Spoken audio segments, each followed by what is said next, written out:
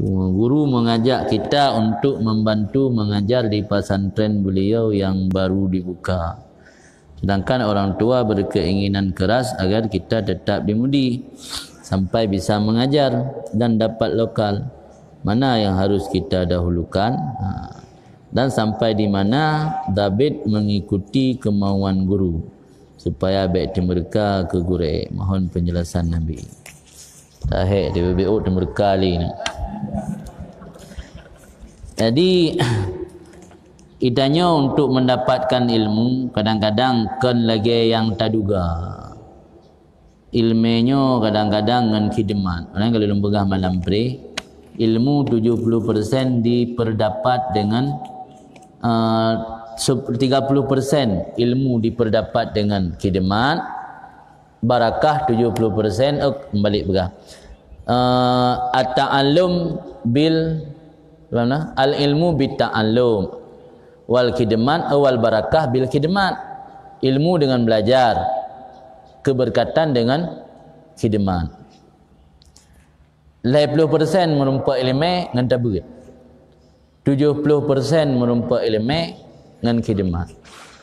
Allah gebi futuh memutuh, futuh gebuka dada, gebuka hati dia sehingga gampang kita mengilmi. Tatai hana tamurno jut tu. Datang ali tamurno hang gada-gada. Gebi futuh li Allah ke gedanya dum ukuran kadar gure lam hati tanya. Menyo tamuliakan gure le dengan kemuliaan yang tinggi nyan ilmu yang gebi lam latih tanya pi tinggi.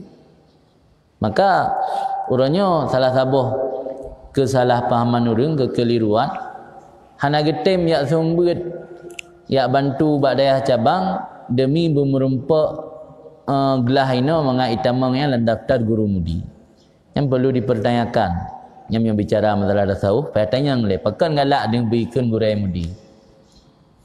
Yang mungkin ada sesuatu dalam hati bermasalah hatian. Yang jika terasa boh penyebab terhijab hang menumpak ilmu. Hati nasabah rasa bangga dan yang menyejik ke guru ini mudi. Jadi sehingga handa tim ya khidmat guru danyo demi alasan mangat merumpak gelah ini mudi. Padahal keberkatannya dengan khidmah kan dengan belajar. Masalah tu mereka nyan menyo tak sakiti hati gure menyo bak bubut yang ge izin li agama, menyebut yang gelarang li agama sebab la ta'ata fi maksiatil khaliq ni. Hana taat kepada makhluk fi maksiatil khaliq, bak maksiat kepada apa? Tak sakiti hati gure tu yang membuat tanya tu mereka ke gure kan ke gure tu menaji tu mereka dengan ilmu. Amba tanya kan mereka gure. Dan li gure kan qiyam doa atik malam, ya Allah ni cilakai anak murid long angkai bersakit hati long. Maka je kan mereka dengan ilmu. Ilmu yang kali kejuk batanya hana tamai teh hana tamai. Gebi ganjaran li Allah tu tanya karena tak berbuat tok hana tamai termasuk amai ilmu yang ke khidmat kepada gure menurut taklim gure. Jadi kan qiyam doa li gure bertemu mereka dayo hana de jarung na diroros sakit ke berarti. Yang bagai gak ke kugom jaro ke.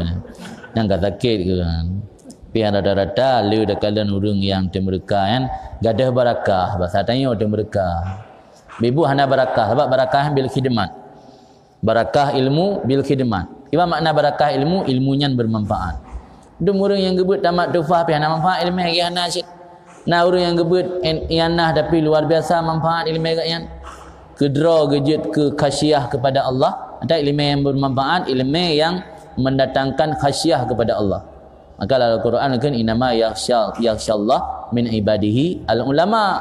Ini bisa ada pahami batat ilmu yang bermanfaat iaitu ilmu yang mendatangkan khasyah kepada Allah. Nya tak ber mentang habis kitab bina kitab habis tak ber tanya dengan Allah hanaya dengan Allah hana semakin dekat, hana semakin gemar kepada ibadat, malah biasa-biasa mentang level ibadat tanya sama lagi level ibadat ati bantamat kifayatul ulam hana beda. Yang berarti hana bermanfaat ilmu kan. Manfaat ilmu berkat ilmu dengan khidmah. Makna berkat ilmu ilmunya bermanfaat. Kaji menyona ge ajak bantu gure sementara ngan urang si melanggar nam tulislah melang kitab lain.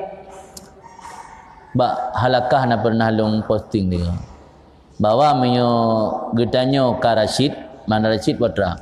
Kata tu jaga rokro.